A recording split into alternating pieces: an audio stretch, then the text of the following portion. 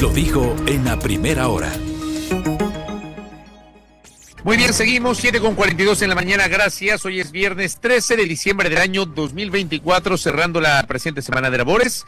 Y recibimos en la cabina de Armónica FM en Quito a Francesco Tabacchi. Él es candidato a la presidencia de la República por el movimiento Creando Oportunidades, creo. Francesco, ¿cómo le va? Saludos a la distancia, buenos días. Señor Vela, buenos días Belkis. Gracias por la invitación y por el espacio. Por cierto, no pude dejar de engancharme con el entrevistado anterior, un analista económico, y me enganché porque hablaba de la agricultura, hablaba hasta del cacao. Qué bueno que hayan analistas así, que estén viendo a donde tienen que ver. Empecemos por ahí, y ya le voy a preguntar otras cosas sobre el tema económico y algunas situaciones que se han mencionado respecto del papel del gobierno anterior. Pero hablando del tema agrícola, ya digamos, a puertas del inicio oficial de la campaña electoral, usted en lo personal ha logrado madurar su propuesta en el ámbito pecuario, en el ámbito agrícola. Usted se desempeña y es muy cercano al ámbito agrícola.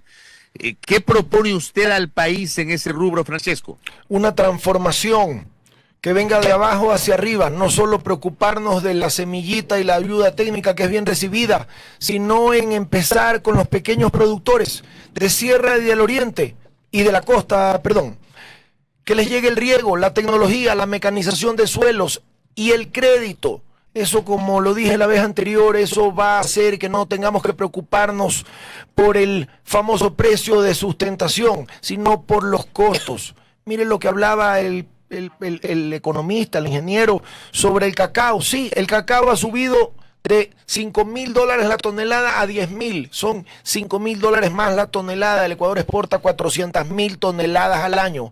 Son 2,000 millones de dólares que le van a ingresar a la economía del Ecuador. El 90% de los productores son pequeñitos productores que están ahí en la zona donde usted está, en Manabí, luego en Los Ríos, en Guayas. Llegan hasta Esmeraldas. ¿Y sabe lo que significan 2,000 millones de dólares para estos pequeños productores? ¿Cómo la economía se empieza a dinamizar? Bueno, lo mismo hay que hacer con el resto de cultivos. Acá en la Tacunga tenemos el brócoli. El Ecuador ya es el tercer país mayor exportador y productor de brócoli del mundo. Y usted empieza por el cacao, pasa al banano, va al camarón, a las flotas pesqueras, flotas atuneras, a las rosas, a las fresas, a las moras sin pepa, a todo lo que hace el Ecuador. Y para que el Ecuador genere empleo, el momento que lo haga, créame que más de la mitad de sus problemas se van a ver solucionados. Cuando un país como el nuestro quiere generar empleo, tiene que mirar al suelo, lo que está abajo de él, el petróleo y la minería, y lo que está arriba de él, la obra pública y los sectores productivos. Francesco, quisiera aterrizar todavía un poco más todos estos conceptos y planteamientos, porque muchas veces nos quedamos quizá en la generalidad del qué hay que hacer para potenciar, para dinamizar, en este caso el agro, pero el cómo es lo que todavía nos queda debiendo en todos los sentidos, en todos los niveles. Entonces, ¿cómo aterrizamos todas estas iniciativas para que en efecto se pueda impulsar al agro ecuatoriano? Y el cómo nos los quedan debiendo desde que arranca la campaña hasta que se sientan en Carondelet y no tienen idea cómo hacerlo, y después pensamos de que lo hacen porque son malas personas o porque se lo olvidaron. El problema es que no saben cómo hacerlo. Bueno, yo les voy a decir cómo, y esto es una transformación. Los 1,000 millones de dólares que hemos gastado en este parche en energía o en esta solución a cortísimo plazo y haciendo trampas, lo debimos haber invertido en nuestros pequeños productores, en lo que le digo, en riego, en tecnología, en mecanización de suelos.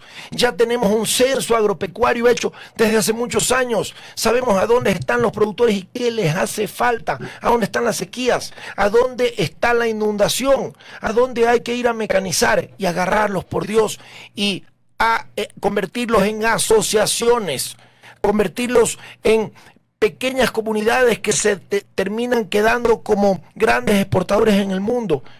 Yo siempre aprovecho y comparo con otros países. Tenemos a Costa Rica. En Costa Rica hay una asociatividad o una cooperativa, como le queramos llamar. Se llama Dos Pinos. Es la mayor exportadora de productos de América. Está conformada por minifundios por pequeños productores, mínimos, hasta de 1000 metros cuadrados. Pero lo han hecho bien, hay que ir a copiar esos modelos exitosos. Y hay que ir a hacer lo que ya hemos hecho desde hace 200 años. Pero no solo el sector agropecuario, también hay que irlo a hacer en la minería y en el petróleo, y especialmente al petróleo que hoy lo maneja el Estado, así como la energía, y lo manejan mal. Hay que dejar que quienes lo manejan bien lo hagan y lo hagan ya, no hay que perder tiempo. Fabricio. Francesco, pero claro, aquí una de las preguntas que seguramente se van a hacer los oyentes, los internautas que nos siguen y que yo se la hago a usted, es que al final del día usted fue parte de un gobierno que gobernó este país durante 30 meses. No implementaron parte o al menos un extracto de lo que usted está anunciando en esos 30 meses, y si no lo hicieron, ¿por qué no lo hicieron, Francesco? Más allá de que usted se desempeñó como gobernador del Guayas, no tenía poder de decisión para el sector agrícola, pero fue parte de ese gobierno, y esa es una pregunta ineludible, Francesco. Yo fui gobernador del Guayas, de la provincia más caliente, más complicada de todas, a donde, a diferencia de Quito, de Pichincha, que tiene 8 cantones, tiene 25 cantones. ¿Y cómo hacerlo? Pues trayendo lo bueno de todos, trayendo lo bueno que está haciendo este gobierno en tan corto tiempo, lo poco bueno que está haciendo, y trayendo lo bueno que haya hecho Lasso, y lo bueno que haya hecho Moreno, y lo bueno que haya hecho Correa.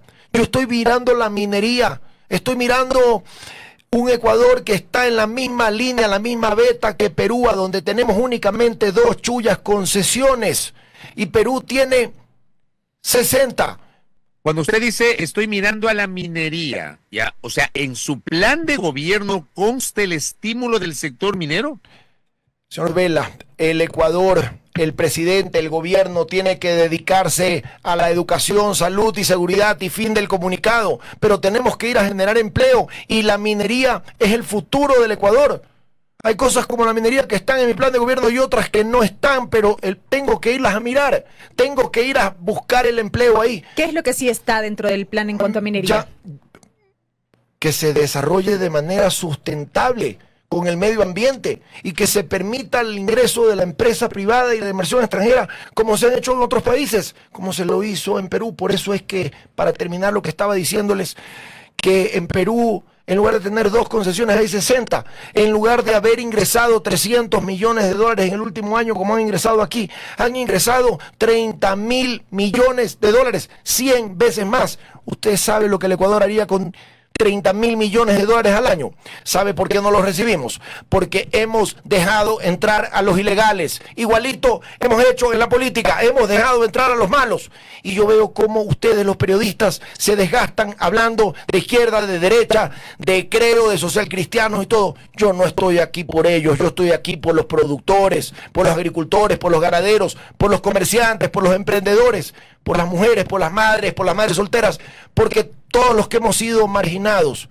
Y estoy aquí en Quito, radicado, porque quiero ganarme el corazón de los quiteños, y que sepan que aquí van a tener un presidente que sí, que se debe a los sectores productivos, y no lo tienen desde la época de Galo Plaza Lasso, pero que van a tener un presidente de carne y hueso. Francesco, quiero hacer una referencia a algo que dijo Juan Carlos Vega, el ministro de Finanzas, ayer en una entrevista con Radio Sucesos. Dijo: presentamos la situación claramente al país porque eran cifras diferentes de las que habían sido reportadas antes en el proceso de transición al equipo del presidente Noboa, cuando yo todavía no era parte. O sea, lo que ha dicho el ministro de Finanzas es que el gobierno anterior, el gobierno del presidente Lasso, no le entregó la información correcta, la información completa, e incluso hay un tramo de ese diálogo en donde Juan Carlos Vega dice que Ecuador estuvo al borde de salir de la dolarización, pero resolvimos. Cita textual de lo que dijo el ministro. ¿Usted cómo le ve esta declaración? Porque, le insisto, esto seguramente va a estar omnipresente dentro de la campaña cuando le digan: a ver, Tabaqui, usted viene a pedirnos el voto, pero usted representa una corriente política que gobernó durante 30 meses y pasó esto. ¿Cuál es su respuesta, Francesco? Estoy que me río, ¿sí sabe? Estoy realmente que me río.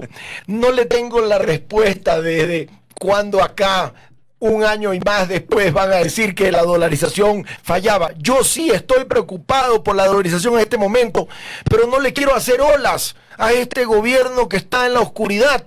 No le quiero hacer más olas, pero ¿de dónde vamos a sacar los 1.000 millones de dólares que hemos perdido, hemos tenido que poner porque no se tomaron medidas a tiempo con la energía? ¿Qué está pasando con los 1.300 millones de dólares del IVA?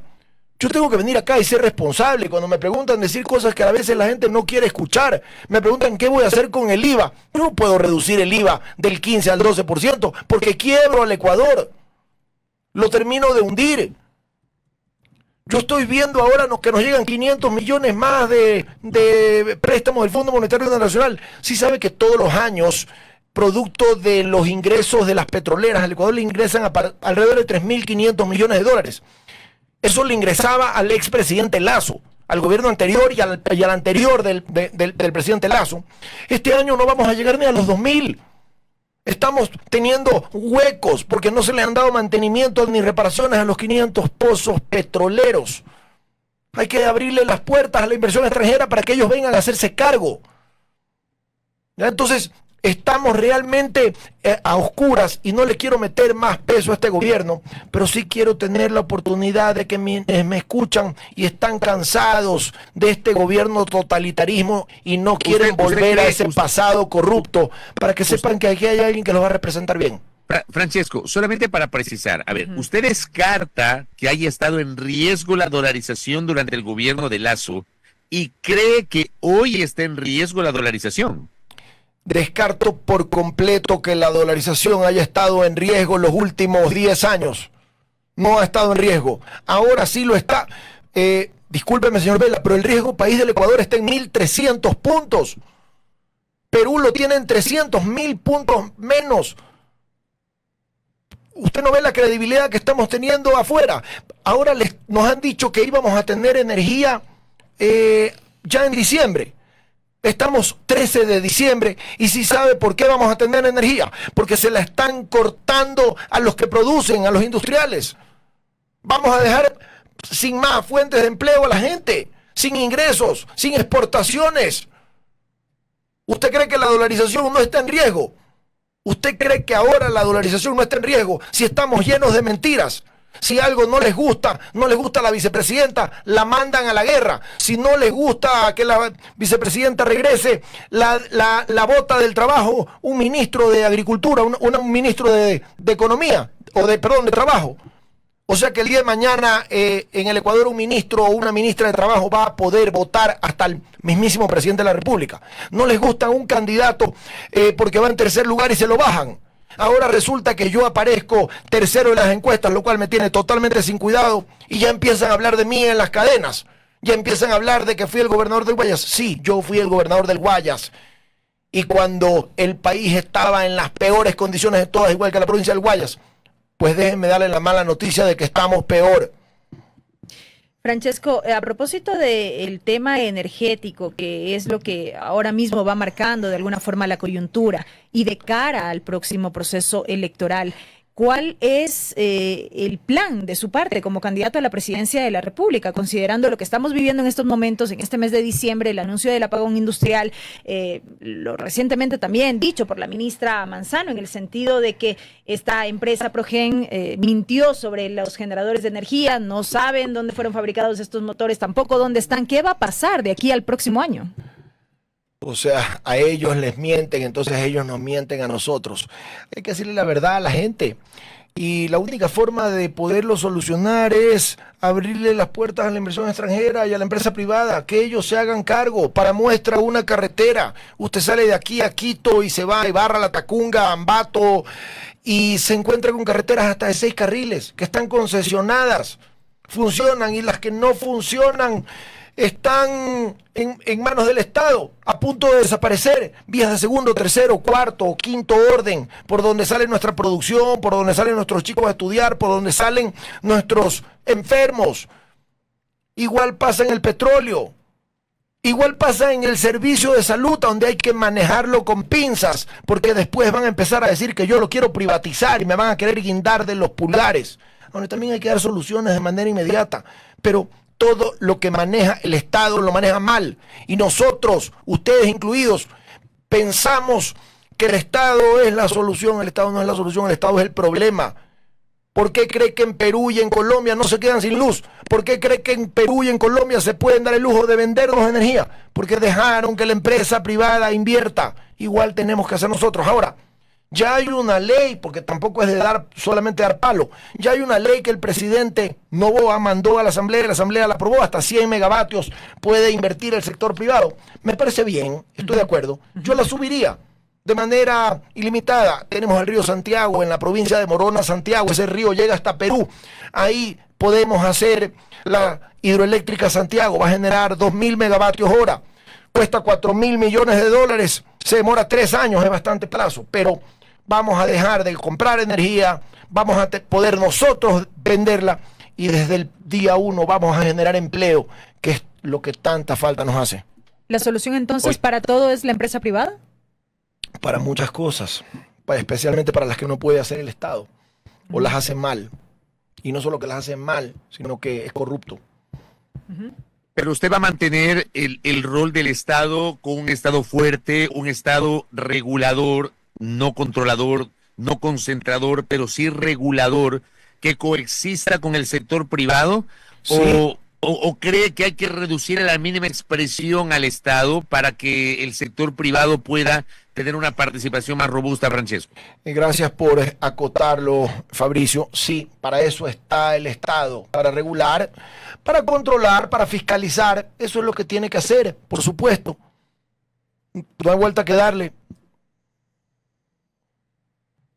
Oiga, Francesco, porque otra de las cosas que también en el contexto de la crisis energética que estamos viviendo ha mencionado permanentemente el gobierno del presidente Noboa es que no se hizo lo que se tenía que hacer durante el gobierno del presidente Lasso. ¿Usted qué responde frente a eso? Yo me acuerdo que cuando hubo un primer corte en el mes de septiembre, octubre del año pasado, como todos los años hay, el expresidente Lasso se embarcó en un avión con 3 o 4 ministros y aterrizó donde el presidente Petro y le tocó la puerta y le dijo: vengo a pedirte en nombre de 17 millones de ecuatorianos que nos den energía. Y ¿sabe qué? Fue tan audaz que cuando el presidente de Colombia le preguntó cómo se la iba a pagar, le contestó que se la iba a pagar devolviéndole energía. Eso es lo que tenía que haber hecho este gobierno, pero yo no estoy aquí para defender al presidente Lasso porque esos son los atributos de él. Yo tengo que hacer mi propia historia y seguramente a quienes me escuchan tengo más errores y más defectos que él, pero aquí estoy dando la cara y tratando de que me conozcan todos. Francesco, de otro lado, con nuestro entrevistado anterior, hacíamos referencia, o él hacía referencia a la crisis que vive el Ecuador, no solo en materia energética, también en lo económico, en cuanto a la seguridad, pero también hacía referencia a lo político. ¿Cómo mira usted desde esta posición, en este caso de candidato a la presidencia de la República, lo que vive ahora mismo el Ecuador en materia política? Bueno, es lo mismo que hemos vivido desde hace décadas, por eso que la gente está harta. Por eso que la gente está cansada de los políticos, por eso que la gente quiere que la asamblea se vaya a su casa y que el defensor del pueblo se vaya a su casa y que el consejo de participación se vaya a su casa. Seguramente y también es una de las razones por las cuales yo estoy aquí, porque me cansé de la clase política, porque me cansé de que no nos resuelven los problemas. Pero usted al final del día representa también a la clase política, pues Francesco, no me vaya a decir que no es político porque, digamos, esa es una mentira. Todos al final del día somos políticos de una u otra manera. Yo mismo soy periodista, pero cuando opino hago política. Otra cosa es que no hago política partidista, que es otra cosa. Sí, pero digo, usted representa una clase política que inclusive ya gobernó, Francesco. Sí, ¿sabe qué? Pero la gran diferencia es que cuando yo decida darme la vuelta y salir por esa puerta, tengo un escritorio, tengo unos cuantos árboles esperándome y unas cuantas vaquitas, porque he producido y he trabajado toda mi vida en el sector privado, en el sector del emprendimiento, con caídas, con levantadas, con manos llenas de tierra. Porque así somos nosotros los ecuatorianos. Hay otros que no, que solo ven la política como un fin propio, nada más. Y por eso estoy aquí. Usted no la ve en ese sentido. O sea, ¿cómo ve la política usted? ¿Cómo la conceptualiza? La veo como una herramienta, igual que los movimientos políticos. Y sí, nuevamente, aquí estoy. Yo fui parte del gobierno pasado, fui gobernador de la provincia del Guayas hasta el último día. Y fui candidato a la prefectura del Guayas por Creo también, les recuerdo. Cuando empecé a caminar, me decían, oye, sácate este reloj que tienes puesto que se te va a ver ostentoso. ¿Sabe lo que les contesté? Este reloj lo tengo desde hace 26 años puesto, que me lo regaló mi esposa, la misma mujer con la que sigo casado, y tengo la misma línea telefónica. Yo no me ando cambiando de camiseta, señor Vela.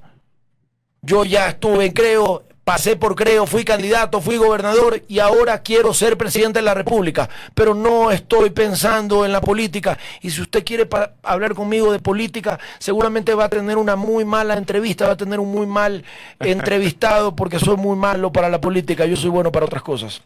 Correcto, Francesco. Yo sé evidentemente que usted es un hombre vinculado al sector agrícola y por eso empezamos esta entrevista por ese lado. Francesco Tabaqui, gracias por visitarnos en la cabina. Que tenga un buen día y un buen fin de semana. Muchas gracias igualmente y que disfrute la bella provincia de Manabí. Gracias, muy gentil. A Francesco Tabaqui, que ha estado con nosotros. Él es candidato presidencial por el movimiento Creando Oportunidades. Primera plana. Todas las noticias, todas las voces.